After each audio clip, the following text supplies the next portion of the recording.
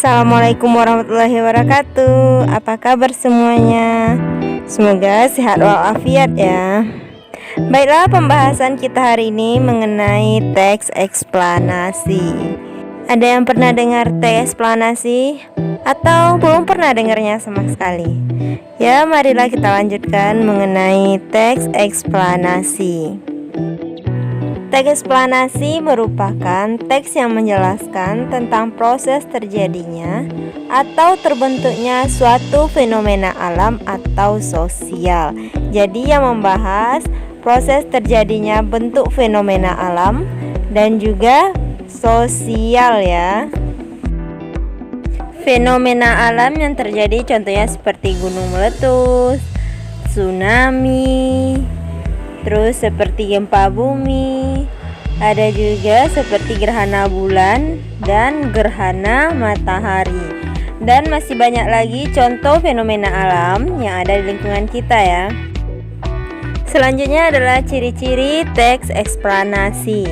Ciri yang pertama, informasi yang dimuat berdasarkan fakta.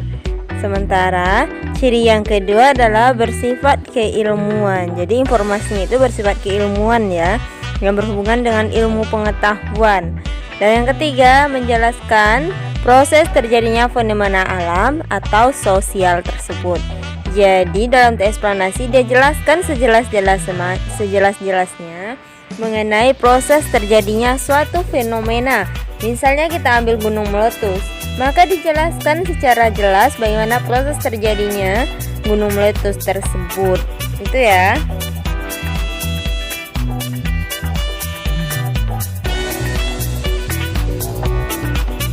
Berdasarkan yang kita bahas tadi, bahwasannya teks eksplanasi membahas tentang fenomena alam atau sosial yang ada di lingkungan kita.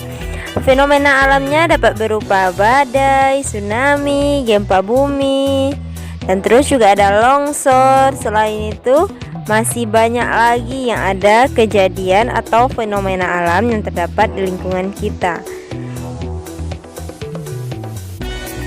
Ciri-ciri dari teks eksplanasi yang pertama adalah informasinya itu bersifat faktual. Jadi informasinya itu faktual ya, sesuai dengan fakta, tidak dibuat-buat atau diada-ada, tetapi sesuai dengan kejadian yang sebenarnya.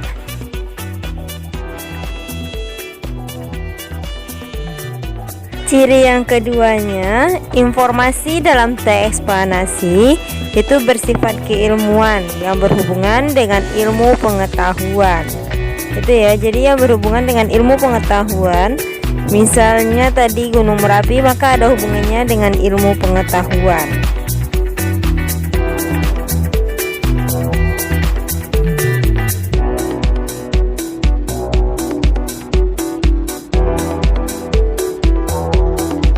Ciri yang ketiganya adalah teks eksplanasi menjelaskan proses terjadinya fenomena alam ataupun sosial. Jadi dalam teks eksplanasi ini menjelaskan sejelas-jelasnya mengenai proses terjadinya fenomena alam.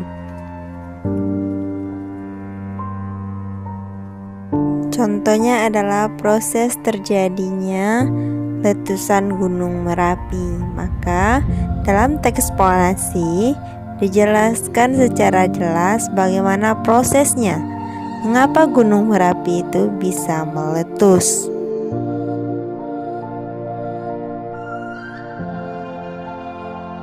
Itu yang kita bahas hari ini mengenai teks eksplanasi. Di lain waktu kita sambung lagi mengenai struktur dan kebahasaan teks eksplanasi. Pembelajaran kita terus berlanjut. Silakan tunggu pada pertemuan selanjutnya. Dadah.